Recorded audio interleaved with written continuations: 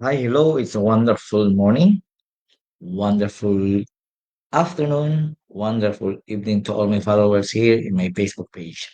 So this morning, wala tayong devotional video, but I will discuss with you one of the best things that we need to understand, we need to contemplate, and we need to assess pertaining to our personal being. So ang pagtatalakayan natin ngayon ay patungkol dito sa title dito sa taas, How to Fight Envy. Paano ba natin paglalabanan ang inggit? So guys, if this is the first time that you're watching me here on my Facebook page, please consider to follow, like, and share.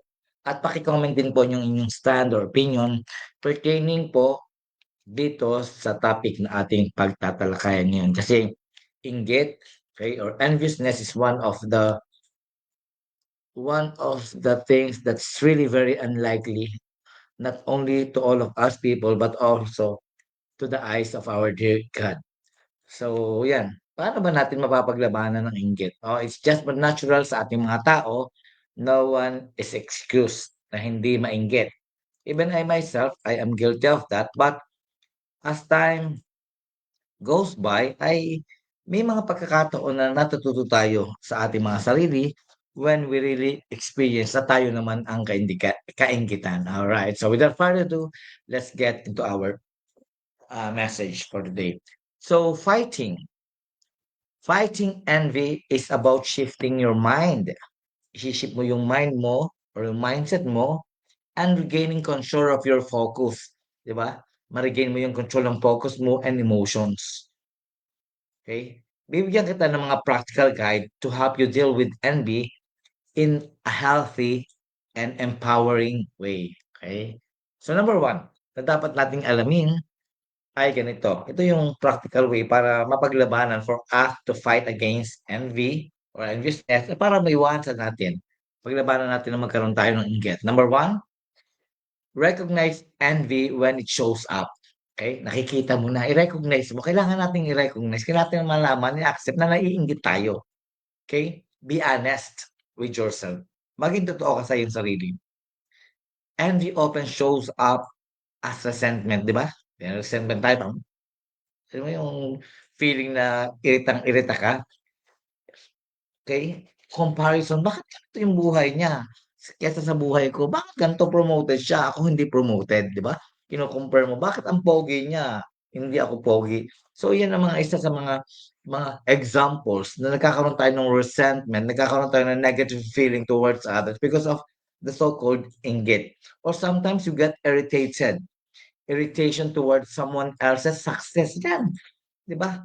It's really happening, okay? Not only in the world, but also in the community that you are in. Even sa trabaho mo, sa kumpanya mo, hindi maiiwasan na merong maiinggit sa iyo when you become successful, when you get your promotion, or when you receive a salary increment or bonus. This is just but natural to the minds and emotions of other people. If meron talaga silang ganong isipin at damdaming makasarili, okay?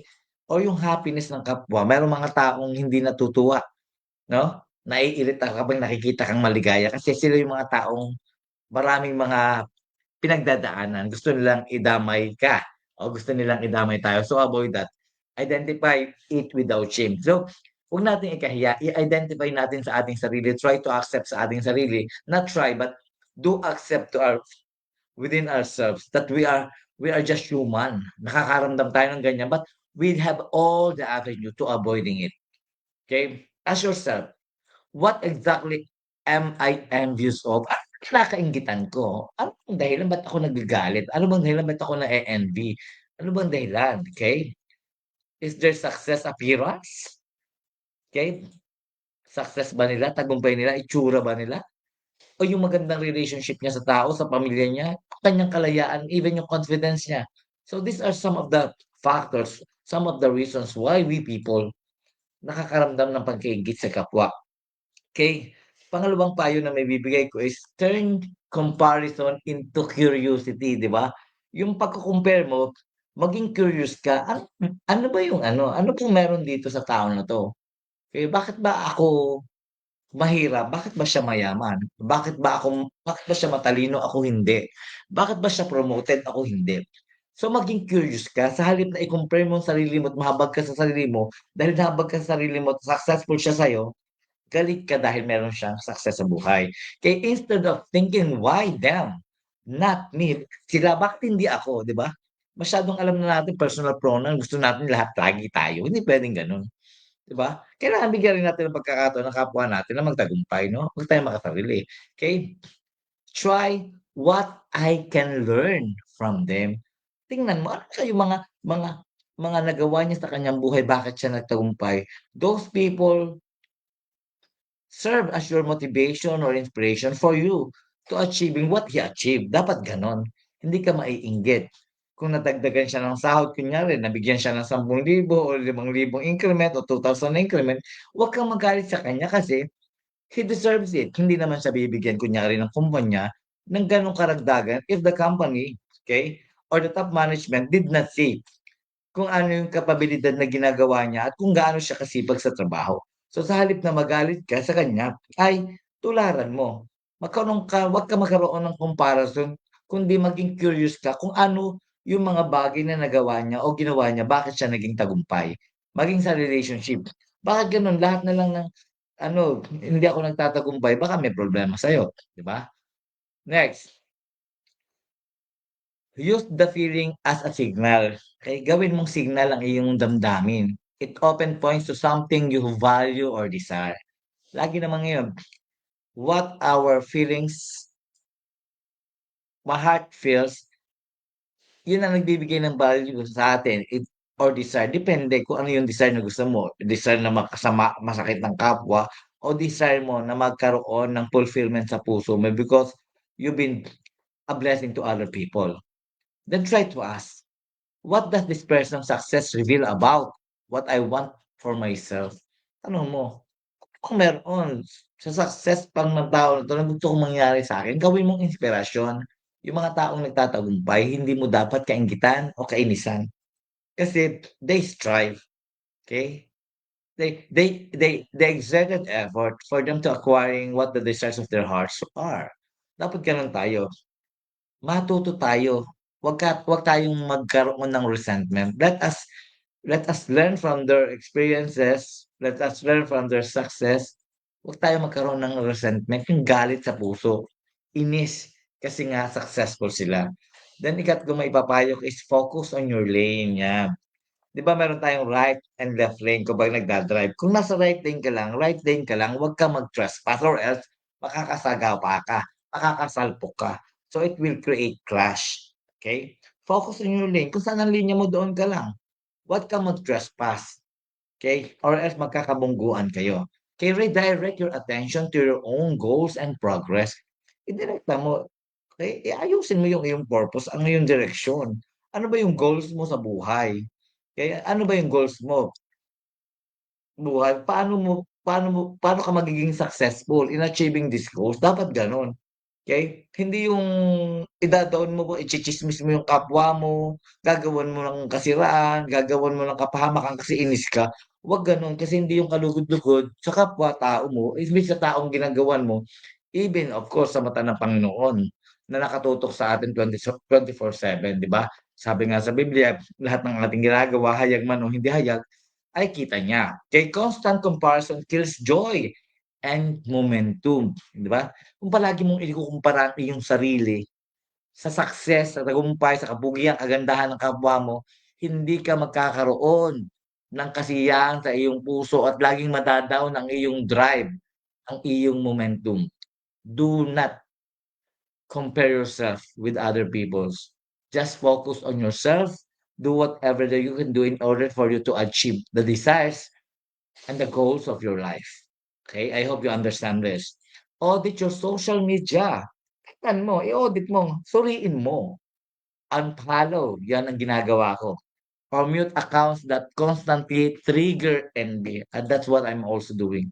Kapag feeling ko hindi na healthy itong taong ito sa akin, it's either un-follow ko or i-block ko na lang. Kasi nai-trigger ang inis mo sa kanya kasi lagi kanyang inaasar, lagi ka niyang minumura, lagi ka niyang pinagtsitsismisan, lagi ka niyang pinapatamaan.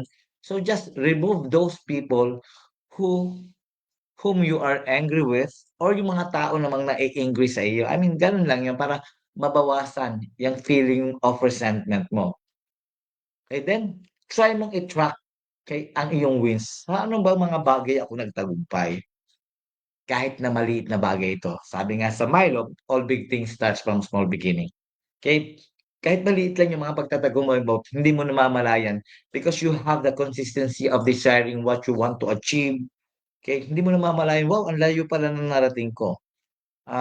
For my personal testimony, when I was in high school, okay, produkto ako ng public school, even sa college, but I kept on dreaming, I kept on aspiring, I kept on yung projecting kung ano ba yung gusto kong mangyari in 5 years time, okay? Pero hindi ko inisip kung ano ba mako-contribute ng kapwa ko sa akin, ano ba mako-contribute ng magulang ko sa akin, ano ba mako-contribute ng mga kapatid ko sa akin. I just depended on my own way. Okay? I just pattern my life. That's the thing that I want to. Dapat ganon. Huwag kang maging palaasa sa kapwa mo para sa ikatatagumpay mo. Napakasarap maging matagumpay sa buhay kung yan ay iyong pinagpahirapan at wala kang idinamay, wala kang ibinagsak, wala kang ginamit, wala kang sinalaula na kapwa.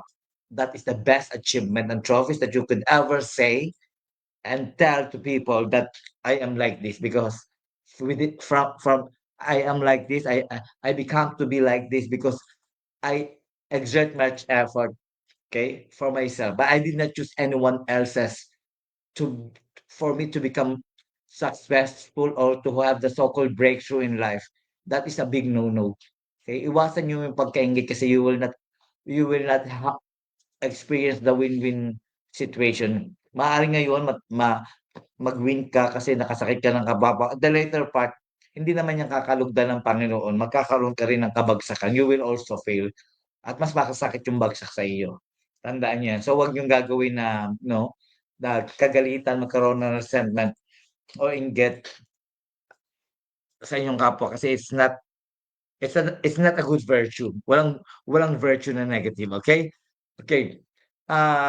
Practice gratitude. Try niyong subukan. I-practice niyo na magtanaw ng utang na loob, magpasalamat, maging grateful. Try niyong magsulat ng tatlong mga bagay na you're genuinely thankful for every day. Gano'n ang ginagawa ko, eh. Grateful ako kasi nabigyan ako ng ganitong payo. Grateful ako ngayon kasi ito ay binigyan ako ng pamasahe. Grateful ako ngayon kasi binigyan niya ako ng pandesal. It's just a small thing na you sense gratitude. But if you always, counting on that, inculcating that into your mind, magiging habit mo na yun na magiging ano ka, you have the gratifying feeling towards other people who did something good to you mula sa maliit na bagay. Practice nyo lang yan. I-practice nyo yung gratitude, yung pagtanaw ng utang na loob. Maliit man o malaki na gawa sa inyo ng kapwan, magiging habit nyo na yan. It will become your exercise in your daily life. Okay, kaapat ay try nyo i-cultivate yung abundance of thinking. Always think abundantly in a positive way. So, envy thrives on scarcity. Napakapangit nun. The belief that there's enough success, okay? The belief that there's not enough success, love, or happiness to go around. Wag ganun. Laging sabihin mong may enough success, may enough love, may enough akong happiness sa buhay ko. 'Pag meron kang enough, feeling mo you have the feeling of contentment with what you have, okay? With what you are now, with what you are in right now, there's no way for you to get envy with other people. I said, always make those achievements of those of other people be your motivational drive, motivating factor, be your adrenaline to work hard and to acquire what they have acquired in life. Okay, serve as your pattern. Dapat ganun dapat tayo. Shift your mindset. Ilipat nyo ng konti yung mindset nyo. Their success should not be your failure. Their success should be your success also. And how? By aligning making a pattern of their lives in you. Kung paano sila nagtagumpay. Life isn't a zero-sum game. Hindi palaging zero o bagsak ka. Someone else's win doesn't take anything from you. Yan ang sinasabi ko. Kung ang pagtatagumpay ng ibang kapwa mo, wala naman niyang harm sa iyo dahil wala ka naman na-contribute sa kanya. So wala tayong karapatan na magalit kasi naghirap siya doon. Okay? Wala tayong karapatan na magkaroon ng resentment kasi he or she deserves it. Okay? Nonetheless, nagbigay ka sa kanya, kahit nga minsan nagbigay na tayo at nagtagumpay siya, dapat hindi pa rin tayo nagagalit o naiingi kasi when we give, it should be unconditional. Kaya nga love offer di ba? Whatever success he or she achieved in her life and we exerted effort or we share blessings to him or huwag tayong magalit. Mas maging matuwa tayo kasi naging kasangkapan tayo sa pagtatagumpay ng ating kapwa. Okay? Next, kalima, try to build what you admire. Yan. I-build mo, buuin mo. Ito yung hinahangaan mo. If you're envious of someone else's confidence, okay, relationship, wealth, kayamanan, or yung kanyang creativity, talino, skills, use it to fuel you. Use it to fuel you. As fuel, gawin mo yung gasolina sa iyo para maglingas ka in a very positive way. Try to ask, what would it look like to build this for myself? Kaya ang magiging tsura ko kapag ginaya ko 'tong ginawa niya, okay?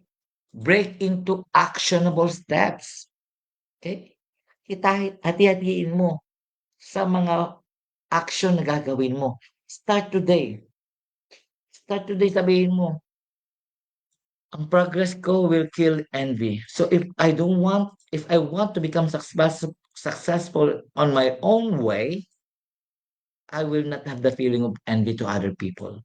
Because if you always have that envy or enviousness to other people, you will no longer be happy to yourself and you will not become successful.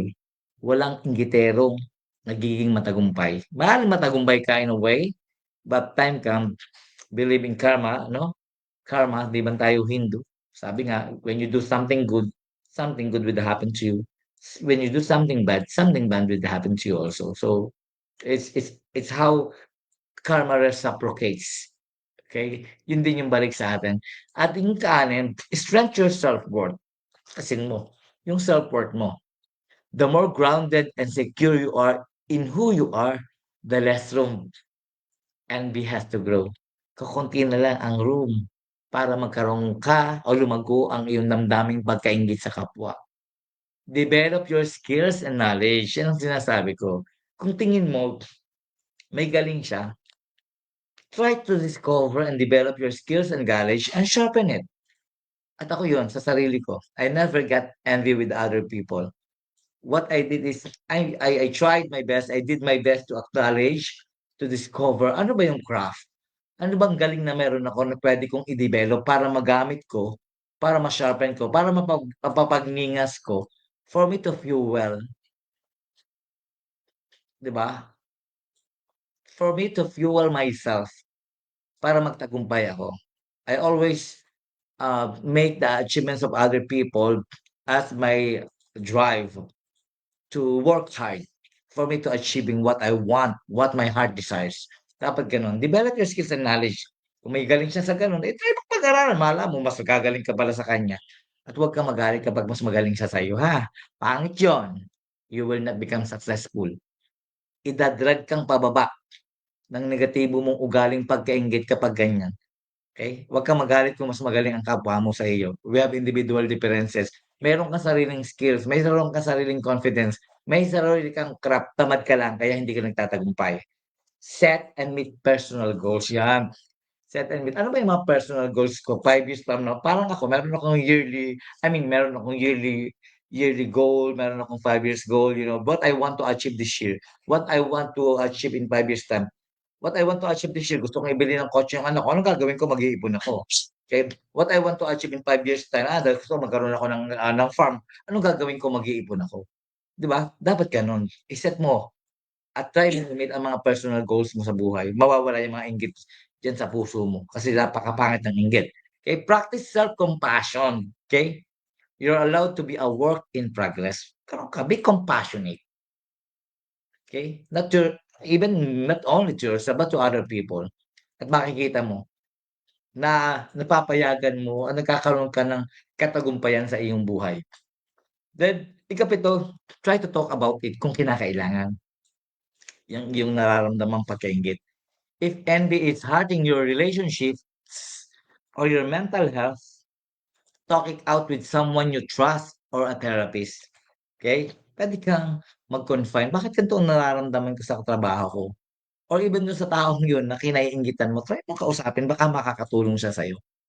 Or someone who has a specialization to overcome that enviousness that you are feeling.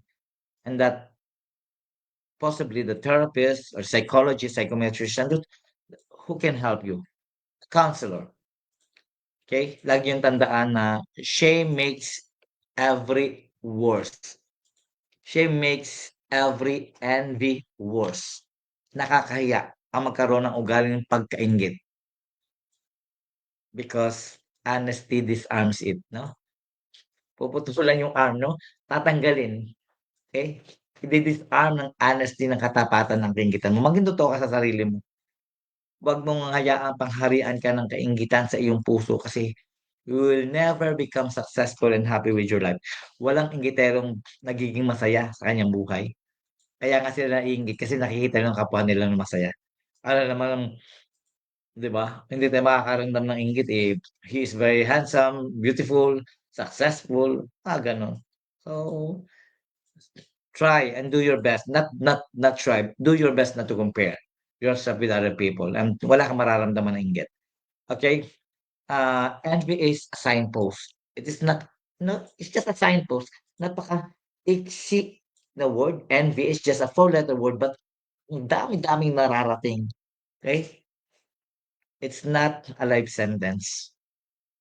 Use it to identify what you truly want. Identify mo ano bang gusto mong mangyari. Then focus inward sa puso mo and build a version of success that's your own. Try to be a better version of yourself because you avoid envy, pagkaingit sa iyong puso. And I guarantee you, mga kameso, you will become successful. You will always be happy. You will always feel comfortable because you are just focusing on yourself. Okay? Identify your lapses, your weakness, and how you will become successful in overcoming this lapses or irregularities in you. And mark my word, you will become successful. Once again, dito na po natin tinatapos yung ating motivational video. I hope you learned something from it. Please consider follow, like, and share my other social media account, my Facebook page, this one, my TikTok, and my YouTube channel, same my Astro Manalo. And I hope ma-share nyo to para maraming tao ang may matutunan sa buhay, no? Lalo na sa mga taong mga inggitero. Again, it will never help you to grow and achieve whatever the desires of your life if meron kang inggit. Try to be contented.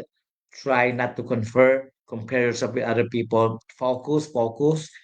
Fuel yourself. Drive yourself into a more positive and rewarding activities in your life. Okay, paalam na po. Once again, ito ang inyong guro, teacher Master Manal, always saying spread love, kindness, quote unquote, positivity. Bye for now and see you on the next vlogs. God bless everyone.